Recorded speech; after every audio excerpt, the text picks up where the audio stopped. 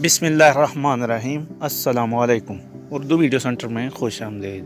محترم ناظرین، آپ کی خدمت میں ایک اور انٹرسٹنگ ویڈیو لے کر حاضر ہوئے ہیں۔ بغداد کے خلیفہ کو اپنے بیٹے کی شادی کرنا تھی۔ انہوں نے پورے شہر میں اعلان کروا دیا کہ جس گھر میں جوان لڑکی ہے اور قرآن کی حافظہ ہے، وہ اپنے گھر کی کھڑکی میں رات کو ایک شمع روشن کر دے۔ اس رات پورے شہر کی کھڑکیوں میں شمع روشن تھی۔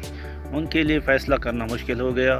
اگلے دن اعلان کروایا کہ جس گھر میں موجود لڑکی حافظ قرآن ہونے کے ساتھ ساتھ مطع امام مالک کی بھی حافظ ہے، وہ رات کو اپنے گھر کی کھڑکی میں روشن شمع کرے۔ اس رات بھی آدھے سے زیادہ شہر کی کھڑکیوں پر شمع روشن تھیں۔ کتنا حسین منظر ہوگا۔ ہر گھر میں کھڑکی پہ روشن شمع صرف روشنی کی نوید نہیں سنا رہی تھی، بلکہ بتا رہی تھی کہ اسلام کا مستقبل بھی بہت روشن ہے۔ وہ شمع اس بات کی نوید تھیں کہ ایک بہترین نسل کو فرمان چڑھانے کے لیے مناسب اور بہترین تعلیم دی جا چکی ہے۔ ان تمام جلنے والی روشنیوں کے لرزتے شعلوں میں ایک مضبوط اسلامی معاشرے کی جھلک نمایاں ہو رہی تھی۔ آج اگر ایسا اعلان کر دیا جائے تو بہت کم گھروں میں شمع روشن ہوگی، اور اگر دوسرے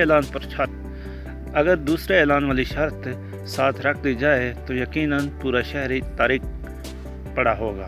پتہ ہے ایسا کیوں ہوا ہے؟ کیونکہ آج ہمیں فضول اور بے بنیاد تعلیم کے چکروں میں پھنسا دیا گیا ہے۔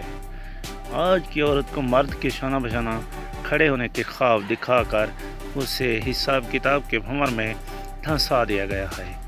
آج کی عورت کو ایک مضبوط کردار کی حامل نسل کی تربیت اور ایک اسلامی معاشرے کی بنیاد میں اہم کردار ادا کرنے جیسے اہم مقاصد سے بھٹکا دیا گیا ہے۔